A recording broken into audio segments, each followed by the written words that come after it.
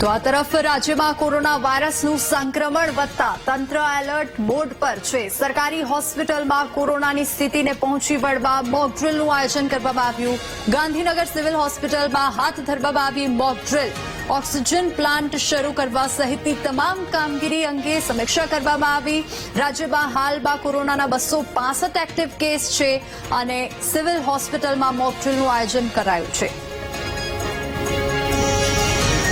અમારા 2 oxygen plant છે, બંને બરાબર ચાલે છે. એક છે 10 MTનો અને એક બીજો છે 15 MTનો, અને એ રોજે રૂટીનમાં ચાલે છે. 600 બેડની જે હોસ્પિટલ છે એમાં અમે એનો ઓક્સિજન સપ્લાય ચાલુ છે, રેગ્યુલર છે બેઝમાં, વર્કિંગ કન્ડિશનમાં જ છે. હાલ 501માં કર્યું છે ને એક D4માં કર્યું છે.